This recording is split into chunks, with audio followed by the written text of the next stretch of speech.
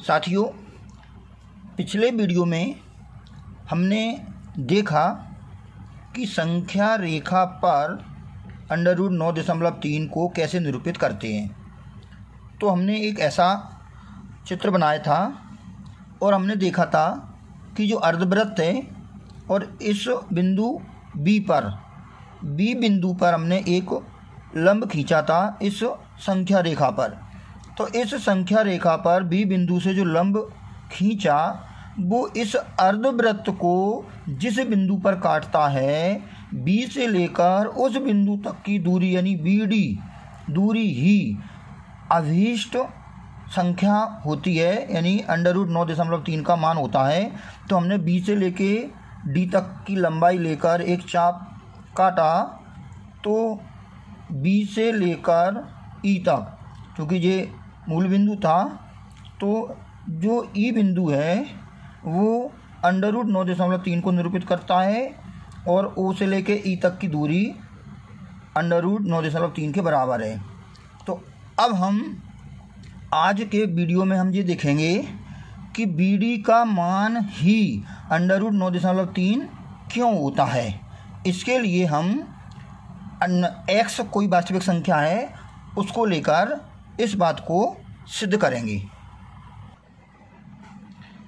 इसके लिए यदि x कोई धनात्मक वास्तविक संख्या है तो √x को संख्या रेखा पर कैसे निरूपित करेंगे और उसको वेरीफाई भी करेंगे, इसको हम देखते हैं। तो हमने मान लिया कि यहाँ पर कोई B बिंदु है, यहाँ पर A मान लें और यहाँ पर B मान लें, और इस AB की दूरी x है। हमने बताया था कि जिसको निरूपित करना है वो उतनी दूरी हमको B बिंदु के लेफ्ट में लेना है, यानी जिसको मूल बिंदु को B माना था उसमें हमने मान लिया कि ये हमारा मूल बिंदु है, यहाँ से स्टार्ट है और इधर संख्या धनात्मक है, इधर संख्याएं ऋणात्मक। तो इस मूल बिंदु के बाईं ओर x दूरी हमने ले ली। तो मान लिया x यहाँ से लेके यहाँ तक की दूरी है x, और B से लेकर C तक की दूरी है इकाई एकक 1, B से लेके C तक, और यहाँ से A से लेके B तक की दूरी है x। तो हम इसको रिप्रेजेंट कर दें जिससे समझ में आ जाए कि यहाँ से यहाँ तक की दूरी और यहाँ से यहाँ तक की दूरी। तो देखें,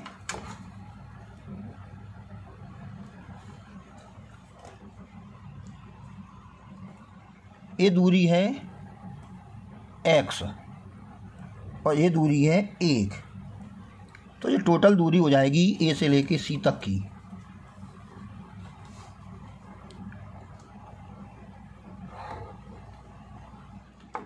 x + 1 जो A है और C है,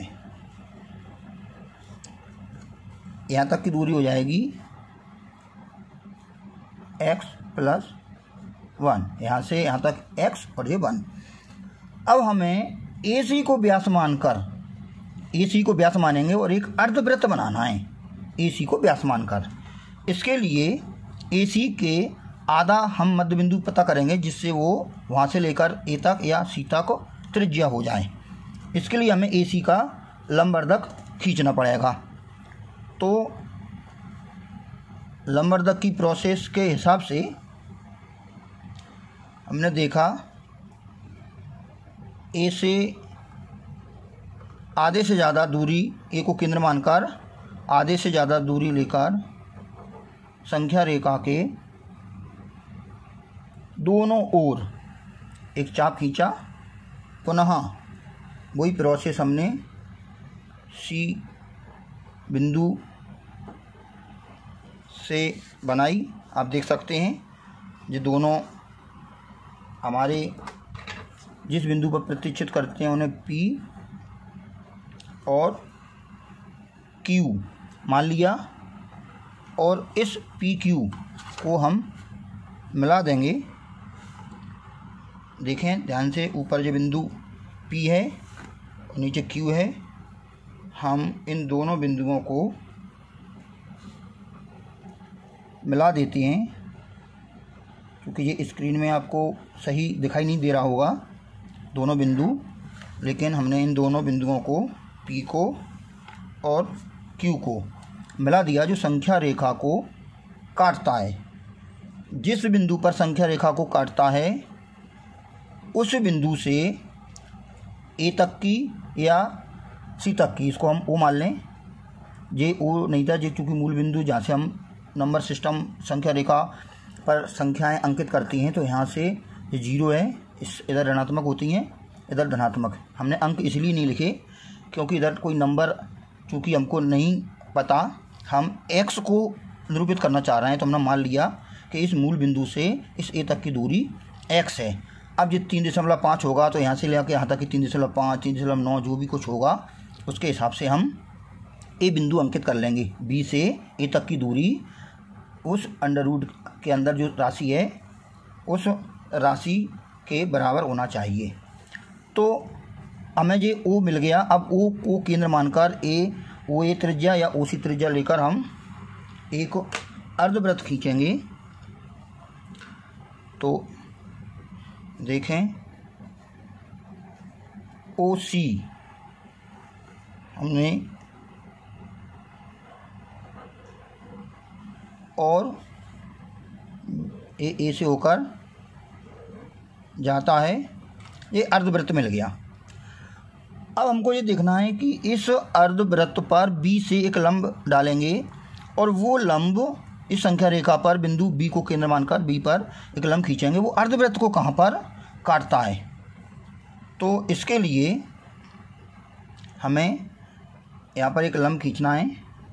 तो लंब की प्रोसेस के हिसाब से हम एक छोटा सा चाप लगा लें और देखें, यहाँ से एक चाप इधर लगाया और यहाँ से एक चाप इधर लगाया।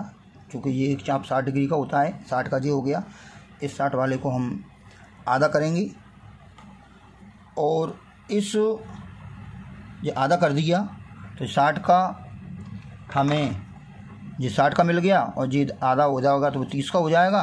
तो 60 और 30 90। इस बिंदु को हम Q मान लें, P और Q हो चुका था, R मान लें। तो B को इससे मिला के और आगे बढ़ा दिया। जो इस अर्धवृत्त को जिस बिंदु पर काटता है उसे हम A, B, C और D मान लेते हैं। तो ये D हो गया। अब जो BD है वही अंडर रूट x के बराबर है BD। तो हम B और D, BD के बराबर चाप लेकर एक संख्या रेखा पर बिंदु अंकित करेंगे। ध्यान दें, BD और ये हमने संख्या रेखा पर एक बिंदु अंकित किया और इसको E मान लिया। तो जो E बिंदु है वही अंडर रूट x को निरूपित करता है। तो आइए अब हम देखते हैं कि x बिंदु, जो E बिंदु अंडर रूट x को निरूपित क्यों करता है। इसको अपन को वेरीफाई करना है कि BD के बराबर ही जो BD की लंबाई है वो अंडर रूट x के बराबर होती है, ऐसा क्यों होता है। तो चूँकि चित्र में आपको दिख रहा होगा, चित्र से क्लियर हमें मालूम चल रहा है कि O से लेकर A तक और O से लेकर C तक, ये O से लेकर A तक कितना है, टोटल AC था x+1, तो ये हो जाएगा हमारा x+1/2 OA। तो देखें OA और OC दोनों हैं x+1/2 और O से लेकर D तक OA, OB और OD भी हमारा यही है। इसमें हम आगे OD भी लिख दें कि वो भी x+1/2। अब हमें ओ बी चाहिए, क्योंकि हमें मालूम है कि बी सी कितना है 1 और ओ सी है x+1/2। यहाँ पे हम ऐसा थोड़ा सा निशान लगा दें और x+1/2 सी तक। तो इस पूरा x+1/2 में से 1 हटा देंगे तो जो ओ बी आ जाएगा ओ बी। तो हम ओ बी को ज्ञात करना चाहते हैं, तो इसके लिए हम लिखेंगे ओ सी माइनस बी सी। क्योंकि ओ सी हम पहले लिख चुके, यह है x+1/2 और बी सी हमें एकक इकाई मालूम है x+1 - 2/2 और ये सॉल्व करके आ जाएगा x-1/2। ये हमें ओ बी प्राप्त हो गया। एक बार फिर से हम इस चित्र को देखें तो हमें ओ डी प्राप्त हो गया और ओ बी प्राप्त हो गया। तो ओ बी डी ये समकोण त्रिभुज में ओ बी डी ये समकोण त्रिभुज है। ध्यान से देखें, यदि हम इसको मिला देते हैं, चलो अभी समझने के लिए हम इसको एक अलग पेन से मिला दें जिससे समझ में आए अलग कलर से। तो ये है ओ डी, ये पहले से मिला ही था तो वो समझ में आ जाएगा। तो देखें चित्र में ओ बी डी ये एक समकोण त्रिभुज है, तो इसमें हम पाइथागोरस प्रमेय लगाते हैं। तो समकोण त्रिभुज में आइए देखें,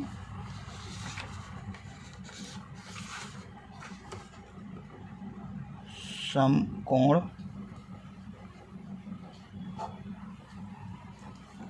त्रिभुज ओ बी डी में पाइथागोरस प्रमेय से इसमें ओ डी का वर्ग बराबर ओ बी का वर्ग प्लस बी डी का वर्ग, यानी कर्ण का वर्ग बराबर आधार का वर्ग प्लस लंब का वर्ग। ओ डी का मान हम ज्ञात कर चुके, देखें ये है ओ डी x+1/2। इसमें हम मान लिखें तो x+1/2 इसका स्क्वायर ओ बी का मान अभी हमने ज्ञात किया x-1/2 का स्क्वायर और बी डी का स्क्वायर।